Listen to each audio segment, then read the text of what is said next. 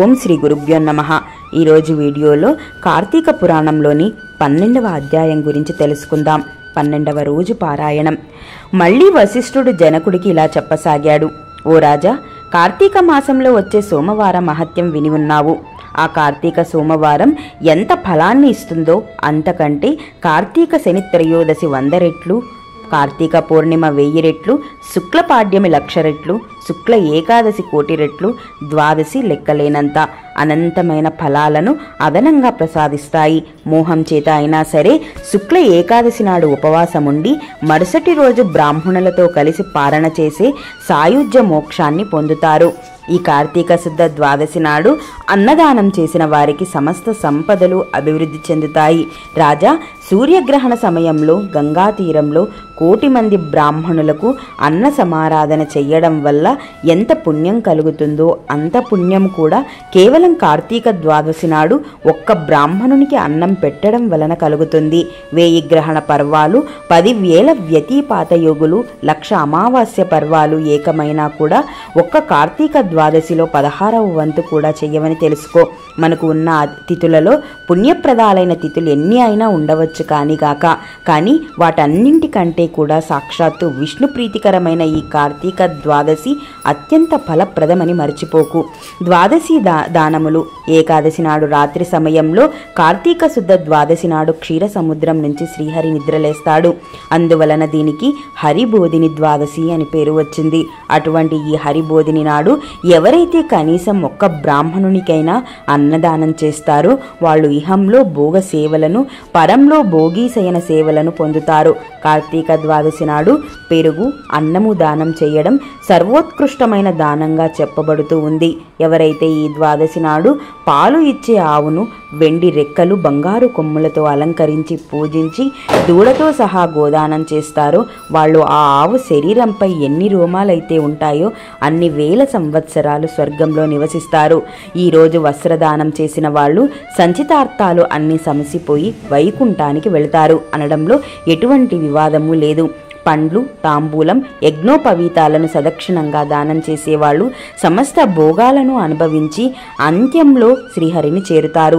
ఓ మహారాజా, ఎవరైతే కార్తీక శుద్ధ ద్వాదశి నాడు సాల గ్రామాన్ని, బంగారపు తులసి వృక్షాన్ని దక్షిణ సమేతంగా దానం చేస్తారో వాళ్ళు చతుస్సాగర పర్వంతమైన సమస్త భూమండలాన్ని దానం చేసినంత పుణ్యాన్ని పొందుతారు. ఇందుకు నిదర్శనంగా ఒక గాథను చెబుతాను విను. ధర్మవీరోపాఖ్యానం. పూర్వం గోదావరి నదీ తీరంలో దురాచారవంతుడు, పరమ పిసినిగొట్టు అయిన ఒక వైశ్యుడు ఉండేవాడు. ఆ పిసినిగొట్టు దాన ధర్మాలు పుక్కపోవడమే కాక తాను తినకుండా ధనం పోగు చేసుకోసాగాడు. దాన ధర్మాలే కాదు, కనీసం ఎవ్వరికి మాట సాయమైనా చేసేవాడు కాదు. నిత్యం ఇతరులను నిందిస్తూ ఇతరుల డబ్బులపై ఆసక్తి చూపే ఈ పిసినిగొట్టు ధనాన్ని వడ్డీలకు తిప్పుతూ అంతకంతకు డబ్బును పెంచుకోసాగాడు. ఒకసారి ఈ పిసినిగొట్టు బ్రాహ్మణునికి ఇచ్చి అప్పు రాబట్టుకోవడం కోసం అతని గ్రామానికి వెళ్ళి తాను ఇచ్చిన బాకీ వడ్డీతో సహా వెంటనే చెల్లించాల్సిందిగా పట్టుబడతాడు. అందుకు బ్రాహ్మణుడు, ఓ రుణదాత, నేను నీ బాకీ ఎగవేసేవాడిని కాదు. ఎందుకంటావేమో, ఏ జీవతి రుణిని త్వాం నియమం కల్పమశ్నుతే పశ్చాత్యాస్య సుతో భూత్వా తత్స్వర్వం ప్రతిదాస్యతి. ఎవడైతే రుణం తీర్చకుండానే పోతాడో వాడు మరుసటి జన్మలో రుణదాతకు సంతాన రూపకంగా ఆ రుణాన్ని చెల్లబెట్టుకోవాల్సి వస్తుంది. అందుచేత ఏదో విధంగా సంపాదించి ఈ మాసం చివరిలో నీ రుణాన్ని చెల్లిస్తాను, అంతవరకు ఓర్పు వహించి ఉండు అని చెప్పాడు. ఆ బ్రాహ్మణుని మాటలకు పరాభవం మాటలుగా భావించిన పిసినిగొట్టు కోపంగా, నీ కబుర్లు నా దగ్గర కాదు, నీ బాకీ వసూలు కోసం నెల్లాళ్ళు ఆగే సమయం నాకు లేదు, మర్యాదగా ఇప్పుడు ఇవ్వు, లేదా ఈ కత్తితో నిన్ను నరికేస్తాను అన్నాడు. యథార్థంగానే ఆ సమయంలో దానం లేదని, అప్పటికప్పుడు తాను ఆ అప్పు తీర్చలేనని చెప్పాడు బ్రాహ్మణుడు. మరింత మండిపడిన ఆ పిసినారి బ్రాహ్మణుని జుట్టు పట్టుకుని లాగి నేల మీద పడదోసి కాలితో తన్ని అప్పటి కోపం తీరక కత్తితో ఆ వేటును వేశాడు. సింహం యొక్క పంజా విసురుపు లేడిపిల్ల చనిపోయినట్లుగా కోపంతో, ఆవేశంతో ఆ కోంబటి కొట్టిన కత్తి దెబ్బకి బ్రాహ్మణుడు ప్రాణాలు కోల్పోయాడు. హత్యా నేరానికి గాను రాజు తనను దండిస్తాడనే భయంతో త్వరగా ఇంటికి పారిపోయి గుట్టుగా బతకసాగాడు. బతికినంత కాలం గుట్టుగా ఉండగలడేమో కానీ గుట్టుగా ఉన్నంత మాత్రం చేత ఎల్లకాలం బ్రతకలేం కదా. అదేవిధంగా ఆ కోమటివాడు కూడా ఆయువు తీరి మృతి చెందాడు. తక్షణమే యమకింకరులు వచ్చి ఆ జీవుడిని నరకానికి తీసుకుపోయారు. జనక భూపతి రురువులనే మృగాల చేత వాటి శృంగాల చేత పీడించంపచేసే ఒకానొక యాతననే రౌరవం అంటారు. ఆ కోమటిని ఆ గౌరవం అనే నరక విభాగంలో చేసి శిక్షించవలసిందిగా ఆజ్ఞాపించాడు యమధర్మరాజు. యమకింకరులు ఆ యాజ్ఞని అమలు చేయసాగారు. ఇక భూలోకంలో ఆ పిసినిగొట్టు వైశ్యుడి కుమారుడు ధర్మవీరుడు అనే మహావాడు మహాదాత పరోపకారి అయి పిత్రార్జితం అయిన అఖండ ధనరాశులలో ప్రజాశ్రేయస్సు కోసము చెరువులు సూతులు తవ్వించి తోటలు వేయించి వంతెనలు కట్టించి పేదలకు వివాహ ఉపనయనాలు వంటివి చేయిస్తూ యజ్ఞాలు యాగాలు మొదలైనవి ఆకలితో అలమటించే వారికి తమ భేదం లేకుండా అన్నదానాలు చేస్తూ ధర్మాత్ముడిగా పేరు పొందాడు. ఒకనొక రోజున ధర్మవీరుడు విష్ణు పూజ చేసే సమయంలో త్రిలోక సంచారి అయిన నారద మహర్షి యమలోకం నుండి బయలుదేరి హరినామస్మరణ చేసుకుంటూ ఆ ధర్మవీరుడిని దగ్గరికి వచ్చాడు. ముందుకు వచ్చిన మునిరాజు నారదుణ్ణి చూసి ధర్మవీరుడు భక్తి ప్రవృత్తులతో ప్రణమిల్లాడు. అర్ఘ్యపానాది వివిధ ఉపచారాలతోనూ నారదుణ్ణి పూజించి, నారద, దేవర్షులైన మీరు ఇలా భూమండలానికి అందులోనూ నా గృహానికి విచ్చేయడం వలన నా జన్మ ధన్యమైంది. హే దివ్య ప్రభువా, నేను నీ దాసుడనే, నన్నేమి చెయ్యమంటావో ఆజ్ఞాపించు. నువ్వు చెబితే అది చేస్తాను. అది వినయపూర్వకంగా వేడుకున్నాను. అందుకు సంతోషించిన నారద ముని చిరునవ్వు ముఖం కలవాడే, ధర్మవీర, నా కోసం నువ్వు ఏమీ చెయ్యనక్కర్లేదు. నీ శ్రేయస్సు కోసం చెబుతున్నా నా మాటలను శ్రద్ధగా విను. కార్తీక ద్వాదశి శ్రీ మహావిష్ణువుకు అత్యంత ప్రియమైన రోజు. ఆ రోజున చేసిన స్నాన దాన జప తాపాలు వాటి కార్యాలు అన్నీ కూడా విశేషమైన ఫలాన్ని ఇస్తాయి. ధర్మవీర, సూర్యుడు తులారాశిలో ఉండగా కార్తీక ద్వాదశి నాడు ప్రాతస్నానం చేసి సాలగ్రామ దానం చేసేవారు దరిద్రులు కానీ, ధనికులు కానీ, యతులు కానీ, వానప్రస్థుతులు కానీ, బ్రాహ్మణులు కానీ, క్షత్రియులు కానీ, వైశ్యులు కానీ, శూద్రులు, స్త్రీలే కానీ వాళ్ళు ఎవరైనా సరే జన్మాంతరాలలో చేసిన పాపాలు దహింప చేసుకున్న వాళ్ళే అవుతారు. మరో ముఖ్య విషయం చెబుతాను విను. నీ తండ్రి మరణించి యమలోకంలో పడరాన్ని పాటలు పడుతున్నాడు. అతని నరకబాధ విముక్తిని కల్పించు.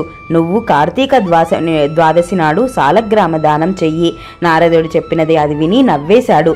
ధర్మవీరుడు ఇలా అడిగాడు, నారద మునీంద్ర, నా తండ్రి పేరున గో, భూ, తిల, సువర్ణ మొదలైన దానాలు ఎన్నో చేశాను. వాటి వల్ల వెలువరింపబడిన నరకయాతన కేవలం సాలగ్రామం అనే పేరు కలిగిన రాతిని దానం చేస్తే సాధ్యమవుతుందా? అయినా ఈ సాలిగ్రామం అనే రాయి ఎందుకు ఉపయోగపడుతుంది? తినడానికి పనికిరాదు, అలంకారానిక నవరత్నములలోనిది కాదు. ఏ రకంగానూ ఎవ్వరికీ కూడా పనికిరాని దాన్ని నేను ఎందుకు దానం చెయ్యాలి? రాతి దాతకు కీర్తి ఉండదు, ఆ దానం పట్టిన వానికి సుఖం ఉండదు. కాబట్టి ఆ సాలగ్రామ దానం చెయ్యను అన్నాడు. నారదుడు ఎంతో అనునయంగా చెప్పినా కూడా ధర్మవీరుడు తన మూర్ఖత్వాన్ని వదలనూ లేదు, సాలగ్రామ దానానికి అంగీకరించిననూ లేదు. అంతటితో నారదుడు వెళ్ళిపోయాడు. మరికొంతకాలానికి ధర్మవీరుడు మరణించాడు.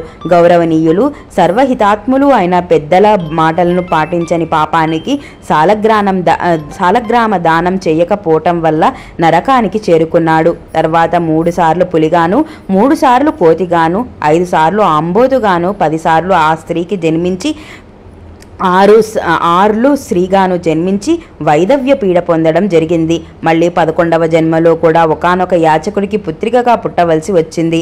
పూర్వకర్మల వలన పెండ్లి కుమారుడు తొందరగా మరణించడంతో ఒక్కగానొక కూతురికి కలిగిన వైదవ్యాన్ని చింతించి ఆ యాచక బ్రాహ్మణుడు జ్ఞానదృష్టితో తన కూతురిని పూర్వజన్మల పాప ఫలాన్ని తెలుసుకున్నాడు. ఆ విషయాలు అన్నీ ఆమెకు వివరంగా చెప్పి కార్తీక సోమవారం రోజున వేదోక్తంగా జన్మార్జన పాపనాశనం కోసం సాలగ్రామ దానాన్ని చేయించాడు.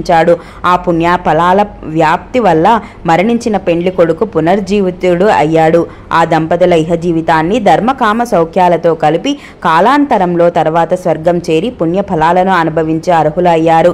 తర్వాత ధర్మవీరుడు 23వ జన్మగా ఒక బ్రాహ్మణ ఇంట్లో శిశువుగా పుట్టి పూర్వజన్మలో చేసిన మహత్వపూర్వకమైన సాలగ్రామ దాన పుణ్య విశేషం వల్ల జ్ఞాని అయి ప్రతి సంవత్సరం ప్రయుక్త కార్తీక సోమవార పర్వదినాలలో గ్రామ దానాన్ని ఆచరిస్తూ ఆ పుణ్య ఫలం వల్ల రౌరవగతుడైన ఇతని తండ్రి కూడా నరకం నుండి విముక్తి అయ్యాడు. కాబట్టి జనక మహారాజా కార్తీక మాసంలో సాలగ్రామ దానం చేత ఎంతటి పాపానికైనా సరే కార్తీక మాసంలో సాలగ్రామ దానం చెయ్యడమే సర్వోత్తమమైన ప్రాయశ్చిత్తం.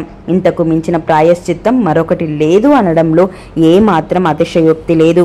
12వ అధ్యాయం సమాప్తః. 12వ రోజు పారాయణం సమాప్తః. స్వస్తి.